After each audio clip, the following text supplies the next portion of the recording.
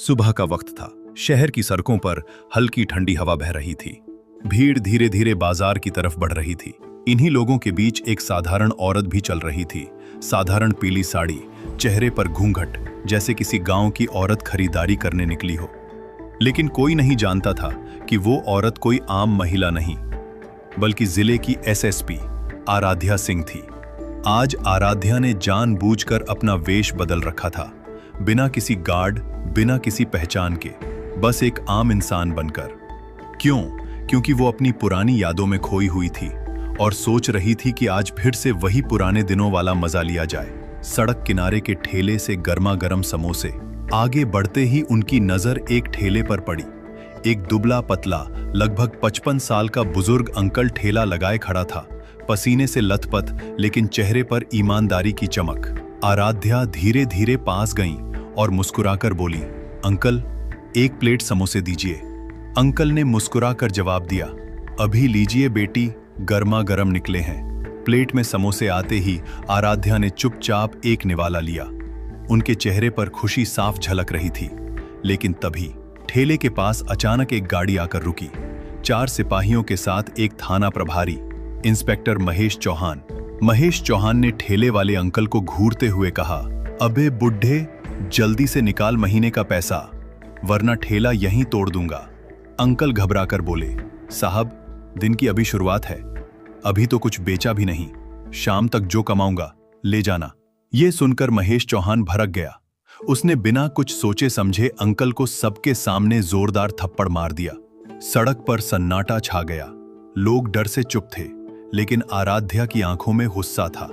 आराध्या तुरंत आगे बढ़ी और बोली, रुक जाइए इंस्पेक्टर, किस हक से आपने इन्हें मारा? कानून ने आपको ये अधिकार नहीं दिया कि गरीबों को सरेआम अपमानित करें। महेश ने घूरते हुए कहा, तू बीच में मत पड़ औरत, चुपचाप खड़ी रह, वरना तुझे भी यहीं अंदर कर दूंगा। आराध्या ने ठंडी लेकिन सख्त आवाज में कहा, अगर आपने दोबारा हाथ उठाया तो इसका अंजाम भुगतना पड़ेगा। महेश चौहान गुस्से से लाल हो गया और अगले ही पल उसने आराध्या के चेहरे पर थप्पड़ जड़ दिया। आराध्या थोड़ी लड़खड़ाई, लेकिन खुद को संभालते हुए बोली, अब बहुत हो गया, तुमने गलत औरत को हाथ लगाया है, तुम्हें इसका हिसाब देना पड़ेगा। इंस्पेक्टर ने गाली बकते हुए ठेले पर लात मारी।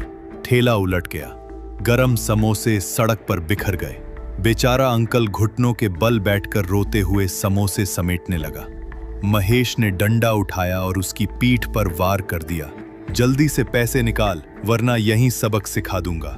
अंकल हाथ जोड़कर रोने लगा, साहब, शाम तक दे दूंगा, अभी सच में कुछ नहीं है। ये सब देखकर आराध्या का खून खौल उठा। आराध्या आगे बढ़ी और ठेले वाले अंकल को संभालते हुए बोली, अंकल, डरिए मत, इनकी हिम्मत नहीं कि अब आपको छू भी पाए।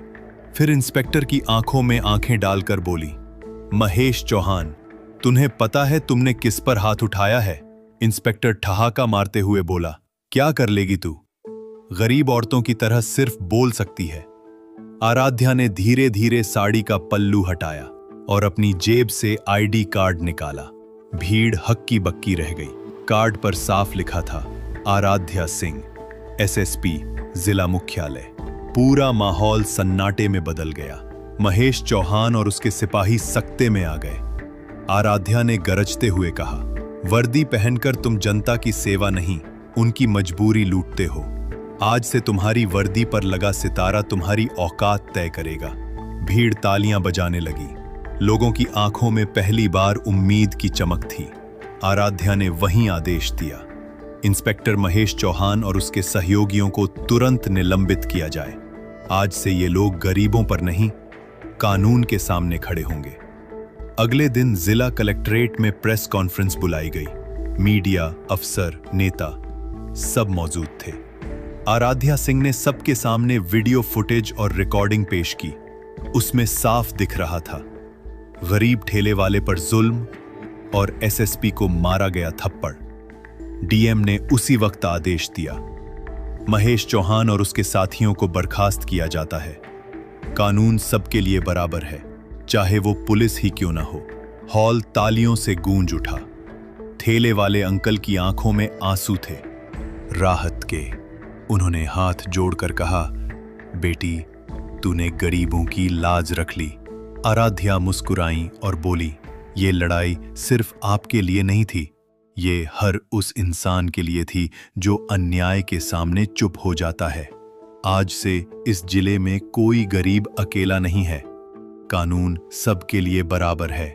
दोस्तों, अगर आपको ये कहानी पसंद आई हो तो इसे लाइक और शेयर जरूर करें। और हाँ, चैनल को सब्सक्राइब करना ना भूलें ताकि ऐसे दमदार और सच्चाई से जुड़ी कहानियां आप तक सबसे पहले पहुंचें।